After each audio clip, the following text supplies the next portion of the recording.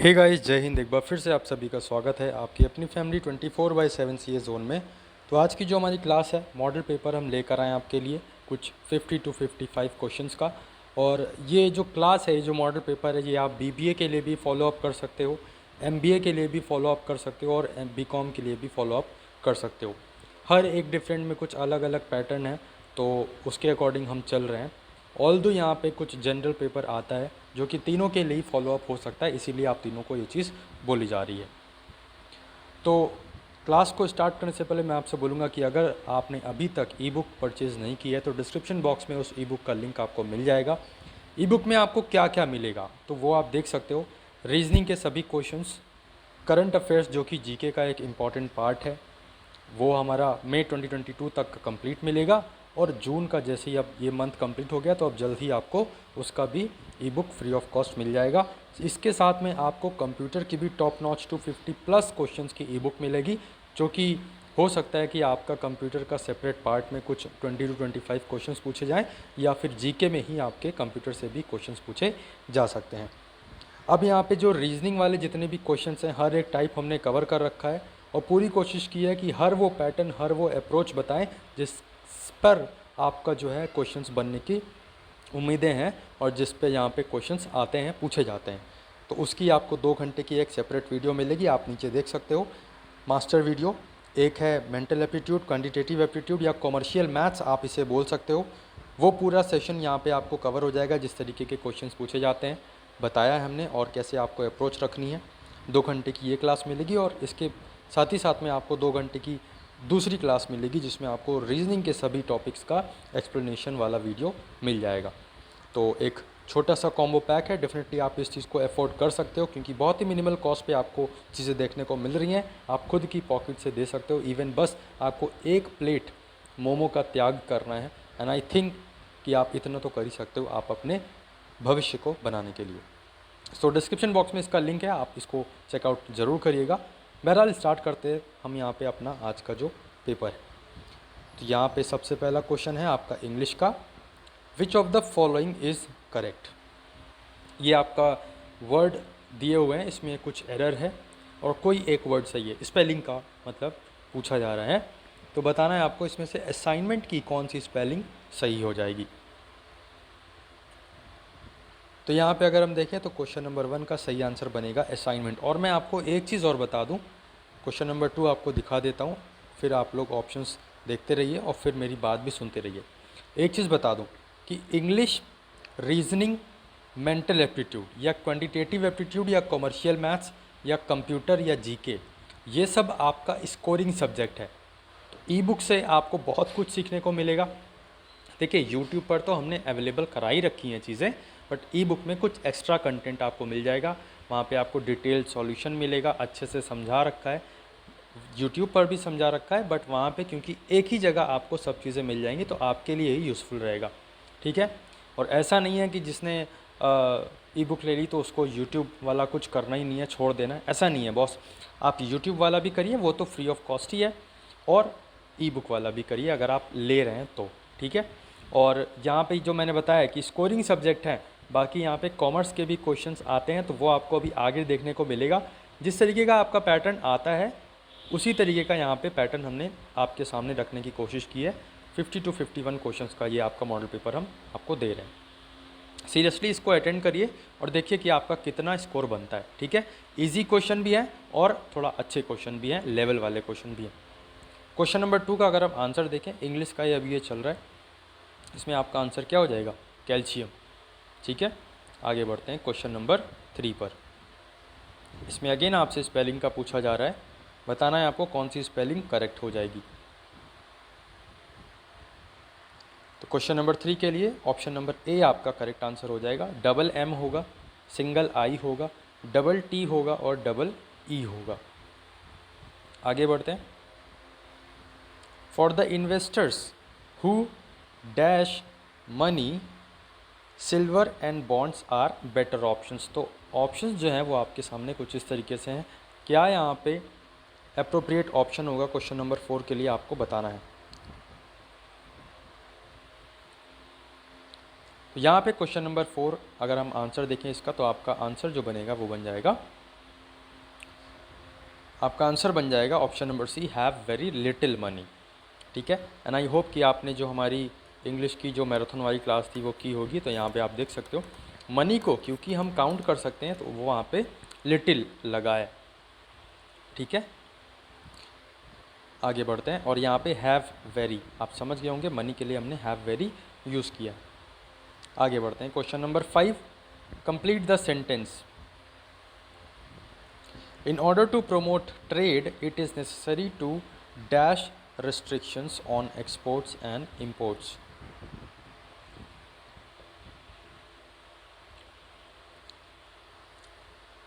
तो यहाँ पे क्या ऑप्शन होगा? In order to promote trade, it is necessary to dash restrictions on exports and imports. तो यहाँ पे क्या ऑप्शन होगा? रिलैक्स जो है आपका करेक्ट ऑप्शन होगा, ऑप्शन नंबर बी। आगे बढ़ते हैं, क्वेश्चन नंबर 6 आपसे पूछ रहा है, सेंटेंस कंप्लीट करने को बोल रहा है। The British enjoyed monopoly dash textiles for a long time. Answer I think आपने देख लिया है। तो यहाँ पे अगर हम सही आंसर देखें तो मोनोपोली इन टेक्सटाइल्स हो जाएगा आपका, option number B is your right answer for question number 6। Guys session को लाइक करते हुए चलें अगर आपको क्वेश्चंस अच्छे लग रहे हैं और अगर आपको हमारा डेडिकेशन दिख रहा है तो, और सपोर्ट भी ज़रूर करें, क्लास को शेयर भी ज़रूर कर दिया करिए जिससे और भी जो स्टूडेंट्स हैं उनको यहाँ पे सही नॉलेज और सही कंटेंट मिल पाए, जिससे वो भी अपने एग्ज़ाम के लिए अच्छे से प्रिपेयर कर पाएँ। क्वेश्चन नंबर 8 है, पॉल लेफ्ट द रूम होगा। ठीक है, द है वो, Paul left the room suddenly, he said he dash to go. Options आपकी स्क्रीन पर हैं, हैज़, हैव, हैड या विल। तो यहाँ पे करेक्ट ऑप्शन जो बनेगा वो बनेगा he had to go, option number C is your right answer. Moving on, question number 9 is asking you, the police officer stopped us and asked us where के बाद आपका डैश है और उस डैश में आपको फिल करना है इन ऑप्शंस में से एप्रोप्रिएट और सही option. The police officer stopped us and asked us where we were going. We के लिए हमने वर्ब कौन सा यूज़ किया? वर यूज़ किया, प्लूरल है वी इसलिए हम वर्ब भी प्लूरल यूज़ करेंगे। ठीक है, और क्योंकि सेंटेंस पास्ट में इसलिए हम वर यूज़ करेंगे पास्ट फॉर्म। आगे बढ़ते हैं, Hema works 6 days dash week, in week, for week, a week या the week.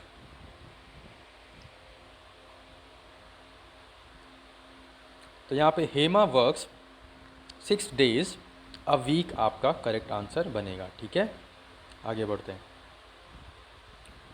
The opposite of कीन, कीन का अपोजिट आपसे पूछा जा रहा है। ऑप्शंस आपके स्क्रीन पर हैं, बताइए।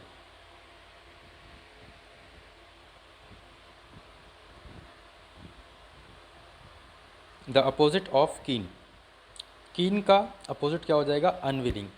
और मतलब क्या होता है? कीन का मतलब है कि इच्छुक है वो, कीन टू डू समथिंग, मतलब इच्छुक हैं आप उस चीज़ को करने के लिए। Keen to want admission in, keen to take admission in Lucknow university, keen to take admission in national PG, keen to take admission in a very good college, keen to take admission in a very well known college, है ना। आप इच्छुक हैं किसी एक अच्छे college में अपना एडमिशन लेने के लिए, आप इच्छुक हैं अपना एलयू में एडमिशन लेने के लिए, आप इच्छुक हैं नेशनल पीजी में एडमिशन लेने के लिए।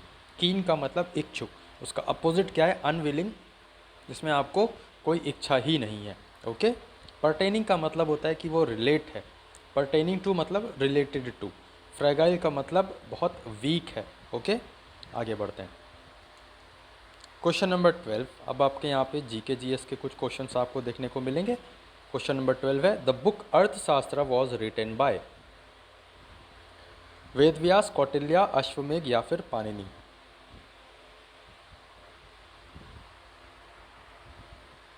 तो द बुक अर्थशास्त्र किसने लिखी है? आई एम वेरी श्योर आप सभी को पता होगा, पढ़ भी चुके हैं आप सब, अगर आप पहले से क्लास कर रहे हैं हमारी तो यहाँ पे कौटिल्य करेक्ट आंसर आपका बनेगा। Next, moving on, question number 13 यहाँ पे पूछ रहा है आपसे, Galwan valley is located in, कहाँ पे है गलवान वैली, ये आपसे पूछा जा रहा है। उत्तराखंड, लद्दाख, तिब्बत या फिर चाइना।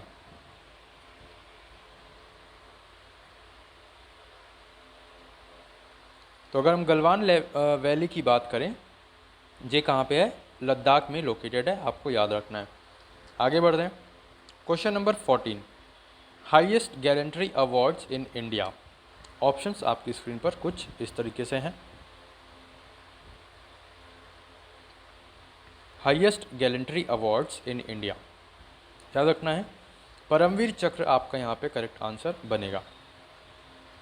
नेक्स्ट क्वेश्चन नंबर 15 पूछ रहा है WHO, हु नहीं है ये WHO है, वर्ल्ड हेल्थ ऑर्गेनाइजेशन। इसका हेडक्वार्टर कहाँ पे है, वॉशिंगटन DC, नेदरलैंड, हैग, जेनेवा, स्विट्ज़रलैंड। कहाँ पर है WHO का हेडक्वार्टर, आपको बताना है।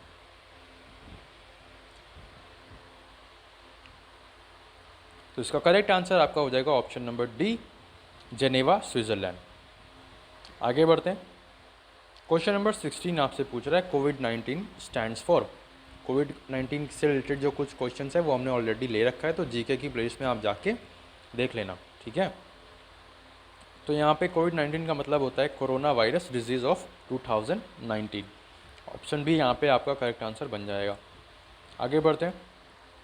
The purity of milk is determined bye hydrometer, lactometer, thermometer या फिर हाइग्रोमीटर। प्योरिटी ऑफ मिल्क किससे हम यहाँ पे निकालते हैं।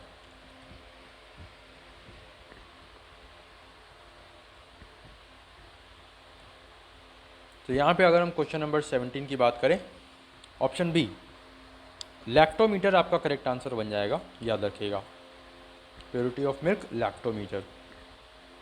Question number 18, first cotton mill in India, UP, MP, Mumbai या फिर Orissa. First cotton mill in India की बात कर रहा है, तो याद रखना है मुंबई में आपका ये फर्स्ट कॉटन मिल खोली गई थी। Option C is your right answer for question number 18। Next question number 19 आपसे पूछ रहा है which of the following is not a kharif crop. इसमें से कौन सी जो है वो खरीफ क्रॉप नहीं है। Option A paddy, option B wheat, option C sugar cane, option D is cotton.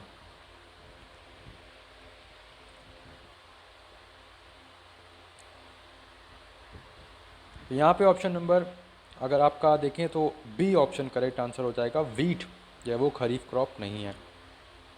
आगे बढ़ते हैं। क्वेश्चन नंबर 20 आपसे पूछ रहा है, 20 है ना, 19 ये था, हाँ गुड। 20 आपसे पूछ रहा है फॉरेस्ट रिसर्च इंस्टीट्यूट कहाँ पर है, देहरादून, गोवा, तेलंगाना या फिर बिहार।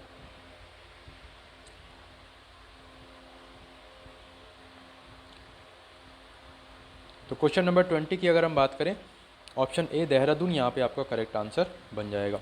आगे बढ़ते हैं। Question number 21, Telangana state was formed in. कब फॉर्म हुआ था तेलंगाना स्टेट, ये आपको बताना है। ऑप्शंस आपकी स्क्रीन पर ये है, ईयर आपको बताना है किस ईयर में तेलंगाना स्टेट फॉर्म किया गया था। तो 2 जून 2014, 2 जून, 2 जून 2014 को तेलंगाना स्टेट फॉर्म किया गया था, डेट याद रखिएगा, ठीक है। आगे बढ़ते हैं। Question number 22, Charles Babbage invented, आप सभी को पता होगा, कंप्यूटर इसका राइट आंसर है। तो टाइम वेस्ट नहीं करते हैं, आगे बढ़ते हैं। ऐसे क्वेश्चंस तो आपको जैसे ही दिखें आप उसको जल्द से जल्द टिक करिए एंड मूव ऑन, है ना, टाइम वेस्ट नहीं करना है। इंटरनेशनल योगा डे कब मनाते हैं, 21 जून, 21 जुलाई, 21 अगस्त या 21 मई, ये भी आप सभी को पता होगा। इसकी थीम क्या थी 2022 में, अभी जो मनाया गया हाल फिलहाल में 21 जून अभी आपके पास से होके गया है, इसकी थीम क्या थी बताना है आपको कमेंट बॉक्स में कमेंट करके, ठीक है। 21 जून आपको याद रखना है इंटरनेशनल योगा डे। उसी दिन म्यूज़िक डे भी होता है, पूछा जाता है। उसी दिन समर सॉलिस्टिस डे भी होता है, जिस दिन जो है वो आपका सबसे लंबा दिन होता है 21 जून को ही, ठीक है। अब ये आपका क्वेश्चन है एक मेंटल एप्टीट्यूड का या क्वांटिटेटिव एप्टीट्यूड का आप बोल सकते हो। चलिए इसको हम सॉल्व करने की कोशिश करते हैं। देखिए क्या है, एक पॉन्ड दिया हुआ है, ठीक है, पॉन्ड है, उसमें वाटर है ये, और उसी के नीचे जो है ये 2 लेयर्स हमने मान ली हैं। ये वाली है वाटर की और ये वाली है, मैं कलर चेंज कर लेता हूँ जिससे आपको ये वाली है वाटर की, ठीक है, और जो हमारी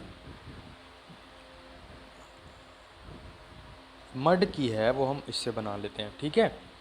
अब हम यहाँ पे स्टिक एक ले लेते हैं ब्लैक कलर से। हाँ, तो देखिए क्या है, there is a player in a pillar in a pond 10% of whose length is in mud. तो यहाँ पे मड के अंदर जो है ना, ये कितनी है, 10% है, ठीक है। फिर क्या बोला है, 50% इज़ इन वाटर। तो यहाँ पे जो लेंथ है इसकी ये वाली इतनी, ठीक है। कलर चेंज कर लेता हूँ जिससे आपको चीज़ें समझ में आए। ये जो वाटर के अंदर है यहाँ से यहाँ तक, ठीक है, ये कितनी है, 50%, ओके। और रेस्ट जो बाहर है, बाहर का हम कलर ग्रीन ले लेते हैं, जो बाहर है ये वाली, ये कितना है, ये है 5 मीटर, ठीक है। इतना समझ में आया आपको, ये कितना है, 5 मीटर। इसमें बताना है पूरी पूरी लेंथ कितनी है, पिलर की पूरी लेंथ कितनी है। आप बता सकते हो कि सर पूरा पूरा कितना होता है, 100%। अब देखिए क्या है, 50% इसका नीचे है ना, 50% उसका नीचे है, 10% मड के नीचे है, तो ये कितना हो गया, 60%। मतलब कि जो बचा हुआ हिस्सा है वो कितना है, 40%। और 40% की वैल्यू आपकी कितनी दी गई है, 5 मीटर। बस यहीं से आपका सॉल्व हो जाएगा कि जब 40% की वैल्यू दी है 5 मीटर, तो 100% की वैल्यू क्या हो जाएगी, 5/40 इंटू 100, है ना। तो 5 8 जा 40, इसको हम सॉल्व करेंगे तो कितना आ जाएगा, 12.5 मीटर, ठीक है। आई होप सो ये आपको समझ में आ गया होगा, मैंने इसीलिए कलर चेंज वगैरह करके आपको समझाने की कोशिश की है, ठीक है। तो 12.5 मीटर इस पिलर की लेंथ बचेगी। तो कुछ इस तरीके से आपको अप्रोच रखनी है ऐसे क्वेश्चंस में। नेक्स्ट यहाँ पे आपको x फाइंड करना है, ठीक है, x की वैल्यू फाइंड करनी है। अब लॉग वाले क्वेश्चन में क्या है कि बेस सेम होना चाहिए। बेस हम कैसे सेम करेंगे, 512 को अगर आप देखें तो हम इसको क्या लिख सकते हैं, log 2 की पावर 9, और यहाँ पे log 2 की पावर x प्लस 4 लिखा हुआ है, ठीक है। तो अब क्या करेंगे, आप देख सकते हो log 2 इसका क्या है, बेस सेम है, तो इनकी पावर्स को हम इक्वल टू में लिख देंगे। That means x plus 4 is equals to 9। ये जो पावर हैं ये हम इक्वल में लिख देंगे। अब क्या होगा, x की वैल्यू फाइंड कर लेंगे, 9 में से 4 गया 5 आ जाएगा, ठीक है। तो 5 यहाँ पे वैल्यू आ जाएगी x की। ये देखिए ये मेंसुरेशन का क्वेश्चन है। इसमें आपको जो हमारा सर्कुलर सिलेंडर है, सिलेंडर का जो वॉल्यूम होता है क्या होता है, पाई आर स्क्वायर एच। यहाँ पे क्या होता है, पाई आर स्क्वायर एच। इसको हम R1 मान लेते हैं, R2, इसको H1 मान लेते हैं, इसको H2। अब देखिए रेडियस कितना दिया हुआ है, 2 और 3, ठीक है। तो पाई से पाई तो कैंसिल आप कर दो यहीं पे। रेडियस मतलब यहाँ पे 2 का स्क्वायर इंटू, और H1 कितना दिया है, 5 मान लेते हैं। रेडियस 2 कितना है, 3 का स्क्वायर, और वॉल्यूम हम हाइट देखें तो कितना दिया है, ये 3, ठीक है। तो अब बस इसको आपको सॉल्व करना है। 2 2 ज़ा 4, 4 इंटू 5 ये आ जाएगा 20, और 3 3 ज़ा 9, 3 ज़ा 27। तो कितना रेशियो आ जाएगा, 20:27। ये हमने V1/V2, V1/V2, ये जो आपका है V1 ही तो है ना। बस R1 H1 बदलेगा, बाकी पाई तो पाई कट जाएगा, बाकी हम R1 और H1 की वैल्यू यहाँ से रख देंगे। अब आपको लिखा हुआ है कि 2 सिलेंडर का जो रेडियस है ये है 2:3। इसका मतलब R1 इतना तो पता ही होगा आपको कि R1 ये है 2, और R2 को हम मान लेंगे 3। सिमिलरली हम H1 को मानेंगे 5, और H2 को मानेंगे 3। और अभी आपने देखा किस तरीके से हमने फॉर्मूले में रखा और हमारा रेशियो निकला है 20:27, ठीक है। नेक्स्ट यहाँ पे आप देख सकते हो ये ट्रिग्नोमेट्री का एक बहुत ही नॉर्मल सा क्वेश्चन है जिसमें आपको बस वैल्यू रखनी है, आंसर आपका आपके सामने आ जाएगा, ठीक है। तो ये सभी तरीके के क्वेश्चंस आपके हमारी ई बुक में आपको कवर मिलेंगे, ठीक है। तो यहाँ पे अगर आप देखें sin 45 की वैल्यू होती है 1/√2, हम 1/√2 का होल स्क्वायर करेंगे, माइनस tan 45 की वैल्यू 1, प्लस cos 45 की वैल्यू होती है 1/√2, और क्योंकि यहाँ पे ये देखिए स्क्वायर लगा है, क्या लगा है यहाँ पे स्क्वायर लगा है, तो हम यहाँ पे इसका स्क्वायर कर देंगे। अब क्या हो जाएगा, ये और ये तो कट ही जाएगा, तो आंसर आपका क्या बन जाएगा, -1 is your answer for question number 27। ठीक है, बस वैल्यू रखनी है, आप सभी को याद होगी तो ठीक है, नहीं याद है तो बता दीजिएगा कमेंट बॉक्स में कमेंट करके, एक सेपरेट वीडियो बना दूंगा जिसमें आपको ये वैल्यूज़ रटवा दूंगा। ठीक है, नेक्स्ट यहाँ पे देखते हैं हम क्वेश्चन नंबर 28। अब यहाँ पे आपके कॉमर्स के कुछ क्वेश्चंस आने वाले हैं। तो double entry system is based on dual aspect concept, realization concept, matching concept या फिर एक्रूअल कॉन्सेप्ट। तो डबल एंट्री सिस्टम की अगर हम बात करें किस कॉन्सेप्ट पर बेस्ड है ये, तो ये आपको याद रखना है, डुअल एस्पेक्ट कॉन्सेप्ट पर ये बेस्ड है, डबल एंट्री सिस्टम। आगे बढ़ते हैं question number 29। Accounting equation assets is equals to liabilities plus owner's equity is represented through income statement, cash flow statement, balance sheet या फिर fund flow statement, funds flow statement. Question number 29 के लिए अगर आप choose कर रहे हैं option number C, तो yes you are right, balance sheet is the right answer for question number 29। I hope so आपने कॉमर्स वाले हमारे सेशन भी अटेंड किए होंगे, नहीं किए हैं तो आप प्लेलिस्ट से आप देख सकते हो, वहाँ पे आपको प्लेलिस्ट मिल जाएगी। For credit sales entries are made in, सभी को पता होगा आपको I think, purchase book, cash book, sales book या फिर जर्नल। तो for credit sales entries are made in sales book, option C is the right answer for question number 30। ठीक है, अब यहाँ पे आपकी पढ़ाई पर डिपेंड है, जो स्कोरिंग वाला सब्जेक्ट है उसमें आप प्रैक्टिस करोगे आ जाएगा, लेकिन ये सब जो चीज़ें हैं वो आपको अच्छे से पढ़नी पड़ेंगी, जो भी आपका 12th रहा है, बैकग्राउंड रहा है, कॉमर्स बैकग्राउंड, वो आपको सब चीज़ यहाँ पे पढ़नी पड़ेंगी। बाकी हम सेशंस आपको देते ही हैं, उसमें से भी आपका बहुत कुछ कवर हो रहा है। Which of the following is a personal at account, cash in hand, cash at bank, motor vehicle या फिर क्लोजिंग स्टॉक। तो ध्यान से देखें अगर आप, तो यहाँ पे ऑप्शन बी करेक्ट आंसर हो जाएगा, cash at bank. Okay, question number 31 का ऑप्शन बी यहाँ पे करेक्ट आंसर हो जाएगा। क्वेश्चन नंबर 32 आपसे पूछ रहा है, capital is considered liability according to separate business entity concept, matching concept, going concern concept या फिर कंजर्वेशन कॉन्सेप्ट। तो क्वेश्चन नंबर 32 अगर हम देखें तो जो सही आंसर आपका बनेगा वो बनेगा option A, separate business entity concept.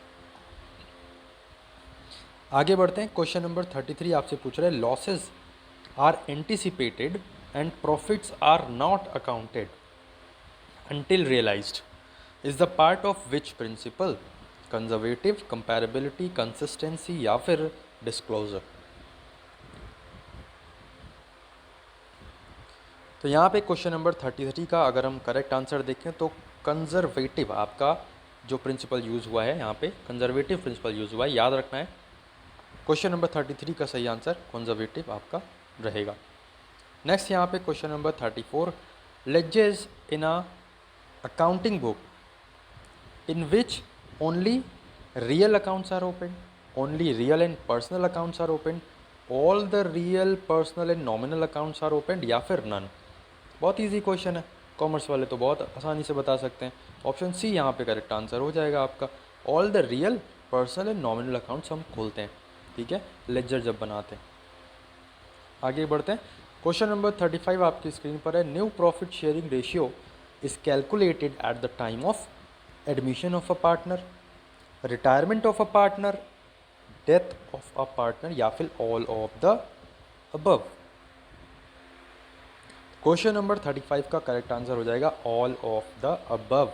Okay, next यहाँ पे question number 36, depreciation on fixed assets क्या पूछ रहा है, क्वेश्चन नंबर 36, हाँ ठीक है, क्वेश्चन नंबर 35 ये था हमारा। ओके गुड, ये हमारा question number 36, depreciation on fixed assets is an example of capital expenditure, revenue expenditure, deferred revenue expenditure या फिर रियल एक्सपेंडिचर।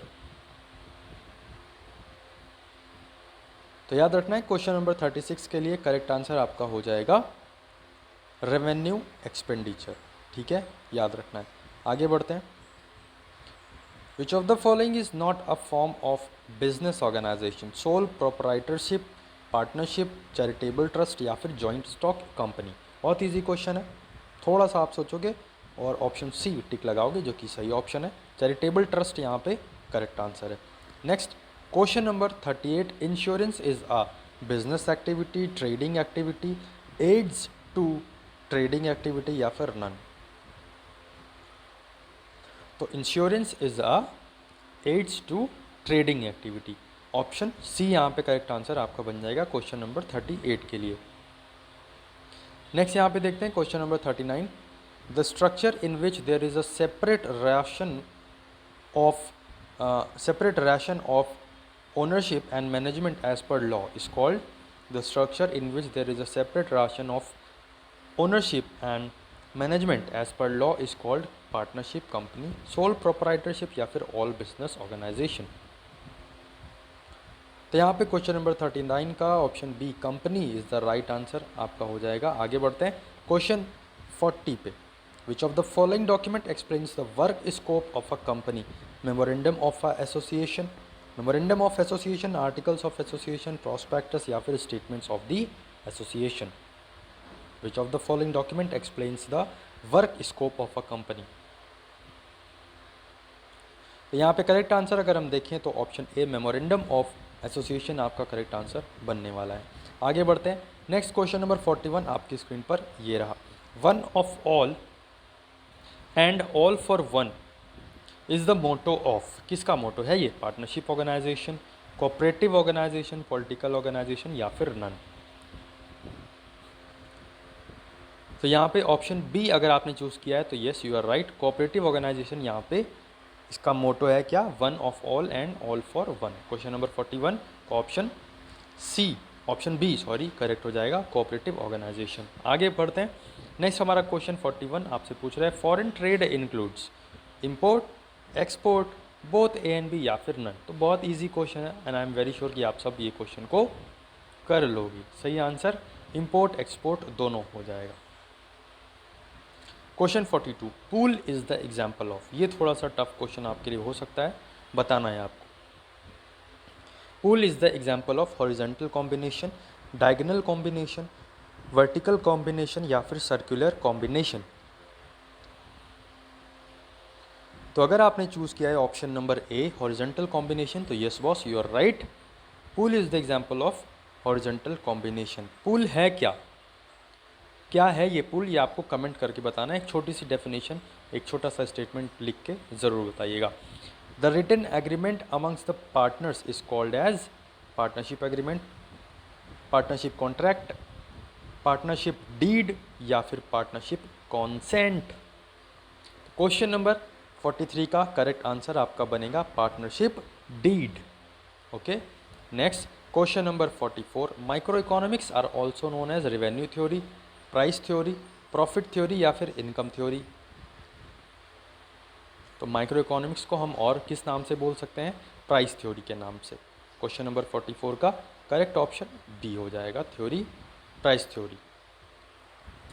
नेक्स्ट यहाँ पे देखें question number 45, definition of economics as given by Robbins. तो Robbins के द्वारा जो डेफिनेशन दी गई है इकोनॉमिक्स की वो किस तरह से रिलेटेड है, किस तरह से ओरिएंटेड है? स्कार्सिटी ओरिएंटेड है, वेल्थ ओरिएंटेड है, प्रॉफिट ओरिएंटेड है या फिर सभी केस?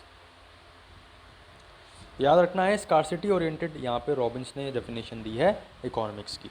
आगे बढ़ते हैं। नेक्स्ट क्वेश्चन नंबर 46 देखें, यहाँ पे क्वेश्चन रिपीट हो गया है। वही मैं कहूँ कि यहाँ पे मतलब क्वेश्चन नंबरिंग रिपीट हो गई है ऑलमोस्ट। यहाँ पे अब आपको 50, यहाँ पे 51 क्वेश्चन, हाँ मैंने बोला था तो वही है। Question number 45, at the point of सेटाइटी marginal utility is zero, maximum, minimum या फिर प्लेन? तो at the point of सेटाइटी marginal utility is zero, ठीक है। आगे बढ़ते हैं। क्वेश्चन 46 आपसे पूछ रहा है in case of substitutes the cross elasticity of demand is positive, negative, zero या फिर मैक्सिमम? तो क्वेश्चन नंबर 46 का करेक्ट आंसर आपका बन जाएगा option A, positive.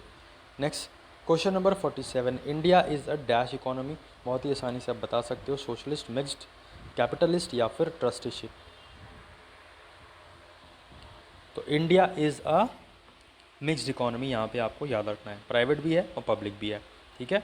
Question number next 48, next question 48 आपकी स्क्रीन पर है।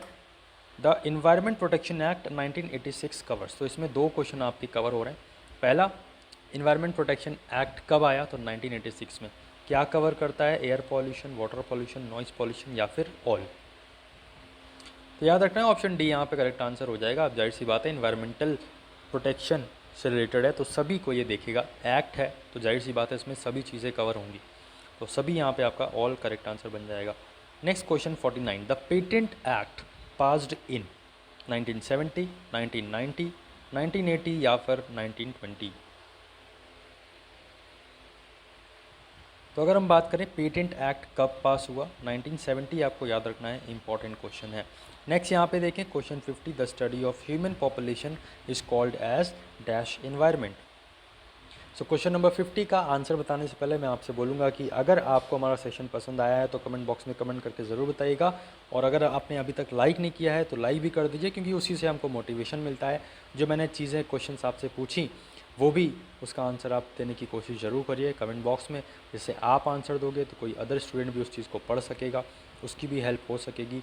और डिस्क्रिप्शन बॉक्स में आपको हमारी ई बुक का लिंक मिल जाएगा, जिसमें आपको रीजनिंग के साथ साथ करंट अफेयर्स और दो यहाँ पे आपको जो वीडियोस हैं, मास्टर वीडियोस हैं, वो भी मिलेंगी। साथ ही साथ आपको कंप्यूटर की भी ई बुक मिल रही है, 250 प्लस क्वेश्चंस यहाँ पे आपको फोकस्ड अप्रोच के साथ दिए गए हैं, और इसमें आपको मेंटल एप्टीट्यूड, क्वांटिटेटिव एप्टीट्यूड या फिर आप कमर्शियल मैथ्स बोलो, वो भी चीज़ यहाँ पे कवर की गई है। रीजनिंग का भी हर एक टॉपिक कवर करने की पूरी कोशिश की गई है। करंट अफेयर्स भी आपको यहाँ पे प्रोवाइड हो रहा है, और जून मंथ का करंट अफेयर भी आपको जो ई बुक है वो फ्री ऑफ कॉस्ट मिल जाएगी। दो मास्टर वीडियोज़ हैं, 2-2 घंटे की, मतलब 4 घंटे की आपको वीडियो मिल रही है, जिसमें एक में आपका पूरा क्वांटिटेटिव एप्टीट्यूड या कमर्शियल मैथ्स या मेंटल एप्टीट्यूड से जो क्वेश्चंस बनते हैं वो उसको समझाने की कोशिश की गई है विद बेस्ट अप्रोच और पूरा एक्सप्लेनेशन वाले मेथड के साथ। ऐसा नहीं है कि हमने आपको बस क्वेश्चन दिया और उसका आंसर लिख दिया, ऐसा नहीं है। हमने आपको अगर क्वेश्चन दिया है तो उसका सॉल्यूशन भी करके बताया, और उसकी वीडियो आपको दे दी जाएगी जैसे ही आप यहाँ पे ई बुक को लेते हो वैसे ही, जो कि सिर्फ और सिर्फ आपके लिए ही होगी। Same case with reasoning as well. Reasoning में भी आपको जो क्वेश्चंस दिए हैं उसमें कैसे अप्रोच है, कैसे 6 से 7 बना, कैसे 6 से 13 बना, जो सब हमने आपको डिटेल में एक्सप्लेनेशन के साथ समझाया है। तो मेक श्योर आप अगर इसमें इंटरेस्टेड हैं तो डिस्क्रिप्शन बॉक्स में जाके सोचिए मत, अभी ले लीजिए, क्योंकि अब जो है आपके पास कुछ ही दिन रह गए हैं। 20 जुलाई ऑलमोस्ट कुछ कॉलेजेस की लास्ट डेट है, और उससे पहले 15 जुलाई को CUET का होना है। तो ये सब चीज़ें आप देख लीजिए और टाइम को वेस्ट मत करिए। अगर आपको लेना है तो डेफिनेटली आप उस चीज़ को लें, फ़ायदा आपको ज़रूर मिलेगा। क्वेश्चन नंबर 50 का पहला यहाँ पे आंसर की बात करें तो डेमोग्राफिक आपका करेक्ट आंसर बनेगा। The study of human population is called as demographic environment. Okay, so यहाँ पे क्लास कैसी लगी कमेंट बॉक्स में कमेंट करके ज़रूर बताइए। अगर फैमिली में है तो फैमिली को सब्सक्राइब करके बेल बटन भी दबा दीजिए और इसको सपोर्ट करिए, क्योंकि आपके सपोर्ट से ही हमको मोटिवेशन मिलता है और इच्छा होती है, विलिंगनेस आती है कि हम आपको और अच्छा कंटेंट दें, जिससे आपका जो एंट्रेंस एग्ज़ाम है वो अच्छे से आप लोग दे सको और क्वेश्चन भी हम वहाँ पर फंसा सकें। क्लास कैसी लगी ज़रूर बताइएगा। बाकी अपना ख्याल रखिए, अपने घर वालों का ख्याल रखिए और बने रहिए, प्रिपरेशन करते रहिए। जो भी आपके सजेशंस हैं, जो भी आपकी एडवाइसेज़ हैं, कुछ क्लास में कुछ अगर मिस्टेक हुई है तो कमेंट बॉक्स में कमेंट करके ज़रूर बताइएगा। जय हिंद, जय भारत।